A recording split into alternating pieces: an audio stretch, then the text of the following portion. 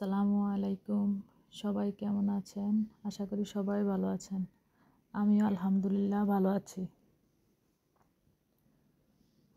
শাশুড়ি আজকে কয়েকদিন থেকে অনেক অসুস্থ।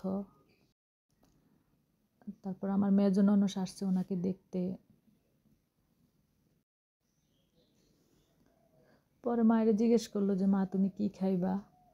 পরে মা বললো যে হে নাকি ভিজা পিঠা খাইতে ইচ্ছা করতেছে। পরে আর কি পিঠা বানানোর প্রস্তুতি নেওয়া শুরু করলাম। এখানে হচ্ছে আপনার এই যে কুকারে দুধ বসায় দিলাম, মানে কুকারে আর কি দুধটা জাল দিয়ে ঘন করে নিব আর কি।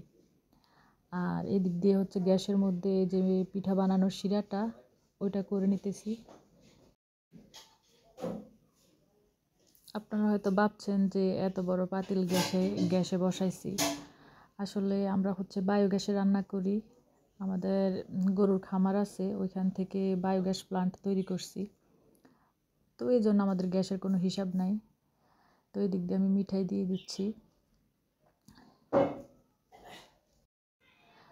পানি পানি বসানোর সাথে সাথে কিন্তু মিঠাই দেয় না। পানিটা অনেকক্ষণ ফুটানোর পরে তারপরে গিয়ে হচ্ছে মিঠাই দিতে হয় আর কি।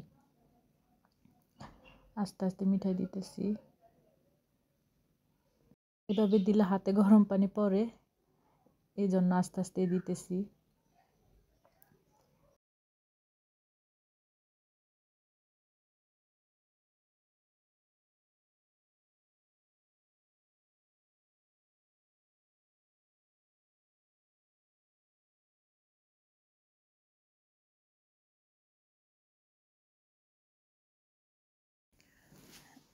দেখেন পিঠাগুলো কত সুন্দর হয়েছে।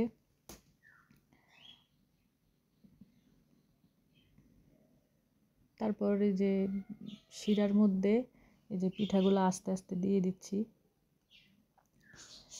শিরার মধ্যে পিঠাগুলো দেওয়ার পর দেখেন কি সুন্দর লাগতেছে।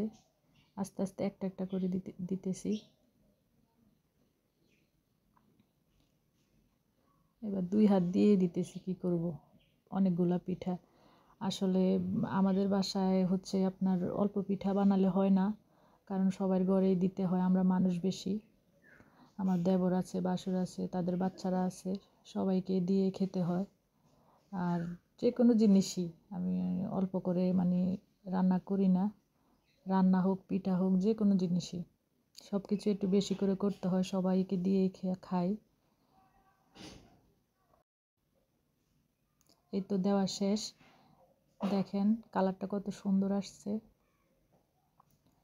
এবার এই পিঠার মধ্যে এই যে দুধ ঘন করে জাল দিয়ে রেখেছিলাম কুকারের মধ্যে, ওইগুলো আস্তে আস্তে ঢেলে দিতেছি। দেওয়ার পরে এবার এটা ভালো মতো মিশিয়ে দিতে হবে আর কি। এই কাঠি দিয়ে মিশালে পিঠাটা ভেঙে যাবে, এই জন্য আস্তে আস্তে যে আমার ননাসে এটা আস্তে আস্তে দুদিক দিয়ে নেড়ে ছেড়ে দিচ্ছে যাতে পিঠাটা না ভাঙে।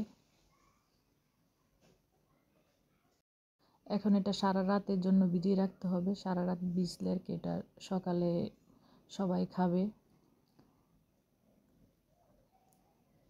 তারপরেই দেখেন এটা হচ্ছে ফাইনাল লুক। এখন এই যে সকালবেলা আমরা সবাই এই পিঠা দিয়ে নাস্তা করব। তো আজকে এই পর্যন্তই। সবাই ভালো থাকবেন, সুস্থ থাকবেন। আল্লাহ হাফেজ।